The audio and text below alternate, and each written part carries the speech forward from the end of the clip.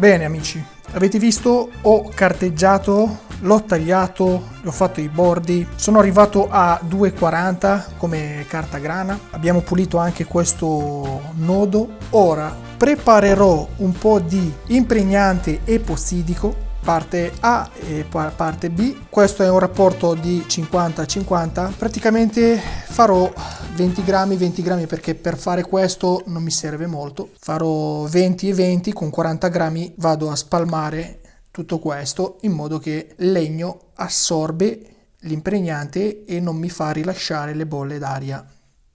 Quindi adesso vado a misurare 20 grammi di A.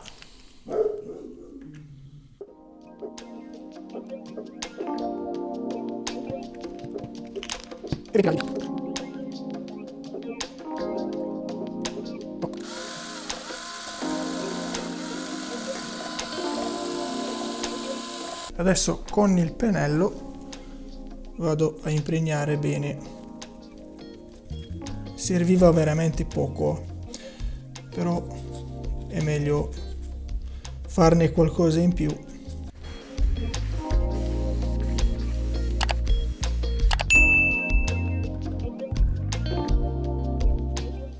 Ora ragazzi lo lasciamo ad asciugare un giorno e poi faremo la colata di resina blu. Abbiamo aspettato 24 ore, si è asciutto per bene. Ora preparerò un po' di cola calda e farò un bordo intorno a questo buco in modo che vado a versare un po' di più di resina. Così vado a levigare solo la parte in resina quando sarà asciutta.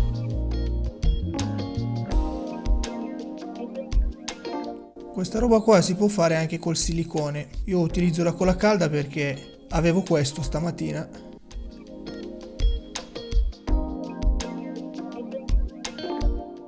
Sono preparato la bilancia, un contenitore, qualcosa per mischiare e ora facciamo la resina.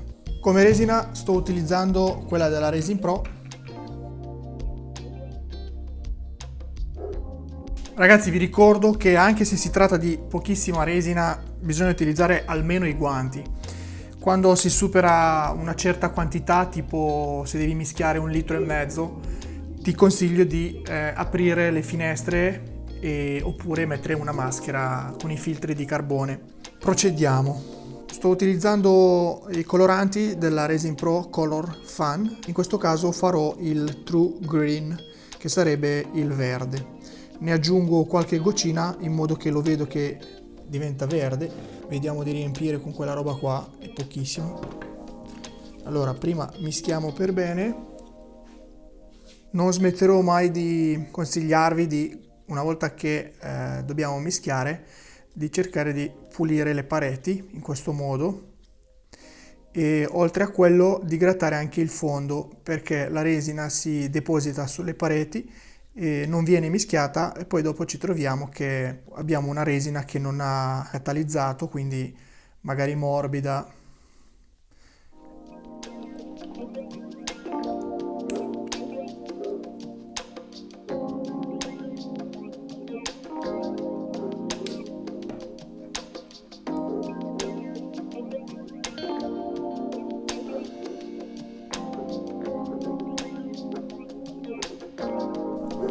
Vabbè, è diventato molto verde.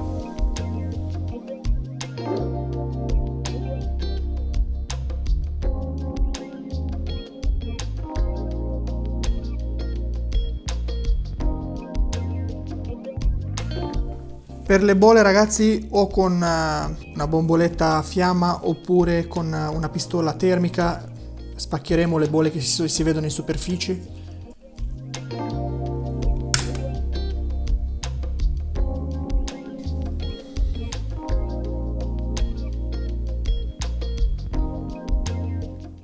E adesso sicuramente spunteranno anche domande del genere, ma è possibile tagliare sul pezzo che ho appena versato, cioè questa resina? In questo caso ragazzi no, perché è una resina trasparente, però sul sito di Resin Pro potete trovare una resina che è buona, non da bere, ma è una resina che potremo usarla con gli alimenti, si chiama Epoxy Food. Ti lascio il link in descrizione, andate sul sito, la trovate e in quel caso lì sì. Bene amici, ora aspettiamo ancora che la resina diventa dura e poi cominciamo la fase di levigatura.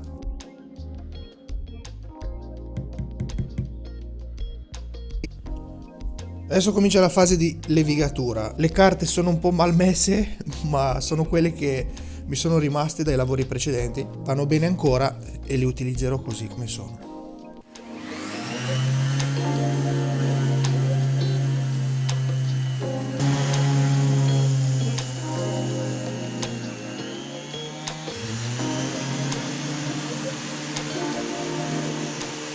Ragazzi, sono arrivato a P320, è venuto bene.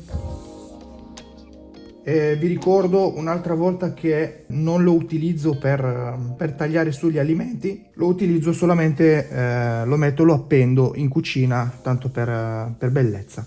Se volete un tagliere dove potete tagliare, vi consiglio di utilizzare un olio di lino o oli specifici che possono andare a contatto con gli alimenti.